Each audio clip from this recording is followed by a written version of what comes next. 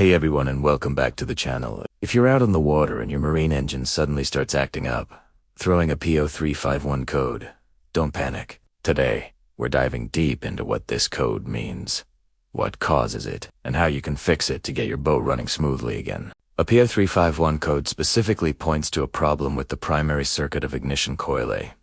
Now, what does that even mean? Simply put, the ignition coil is a mini transformer. It takes the low voltage from your boat's battery and ramps it up into a high voltage spark that ignites the fuel and air mixture in the cylinder. The primary circuit is the low voltage side of this coil, and the A in the code usually refers to the first cylinder in your engine's firing order. So, P0351 tells you that the engine control module, or ECM, has detected an issue with the electrical circuit for the coil on cylinder number 1. This could be a problem with the coil itself, the wiring, or even the ECM.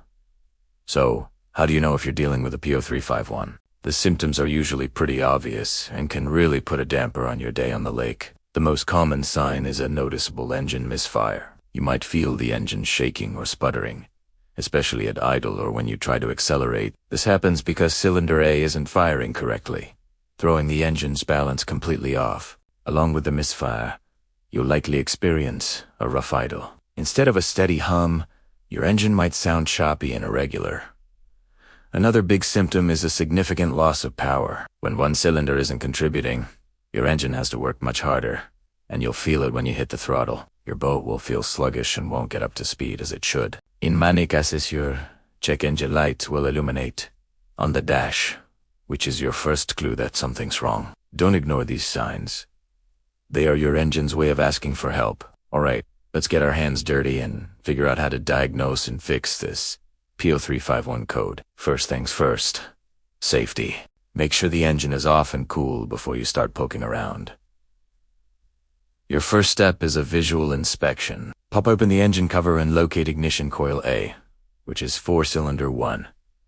Take a close look at the coil and its electrical connector. Are there any obvious signs of damage, like cracks in the coil housing or melted plastic? Check the wiring leading to the connector. Look for any breaks, frays, or corrosion. Sometimes, a loose or corroded connection is all it takes to trigger the code. Unplug the connector and inspect the pins inside. Are they clean and straight?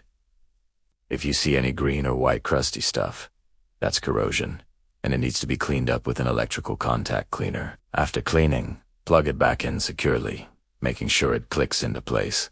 Then, clear the code with a scan tool and see if it comes back. If the visual inspection doesn't reveal any issues, the next logical step is to test the coil itself. The easiest way to do this without special tools is the good old swapperoo method. This is a classic diagnostic trick that works great for components like ignition coils. Here's what you do. Identify ignition coil A on cylinder 1 and a known good coil from another cylinder. Let's say coil B from cylinder 2. Carefully unplug the electrical connectors and unbolt both coils. Now, swap their positions. Put coil A where coil B was, and put coil B where coil A was. Make sure you bolt them down and plug the connectors back into the correct coils in their new locations. Now, start the engine. If the problem was indeed with coil A, the misfire will move to cylinder 2. Your scan tool will now show a new code, probably P0352, which indicates a fault with coil B's circuit, because the faulty coil is now in that position. If the code changes and the misfire moves, congratulations. You've just confirmed that ignition coil A is bad. So, you've confirmed the coil is the culprit. The only thing left to do is replace it. Replacing an ignition coil is usually a straightforward job. You've already done half the work by removing it for the swap test. Just make sure you get the correct replacement part for your specific marine engine model. It's always a good idea to use high-quality marine-grade parts to ensure reliability and longevity, especially in a harsh marine environment. Once you have the new coil, simply bolt it into place on cylinder A. Plug in the electrical connector firmly, and you're almost done. Before you call it a day, clear the fault codes from the ECM one last time using your scan tool. Start the engine,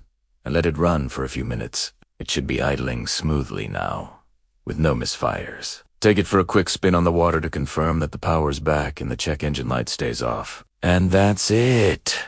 You've successfully diagnosed and fixed a P0351 code. Thanks for watching. And if this video helped you out, give it a thumbs up and subscribe for more marine engine tips. See you on the water.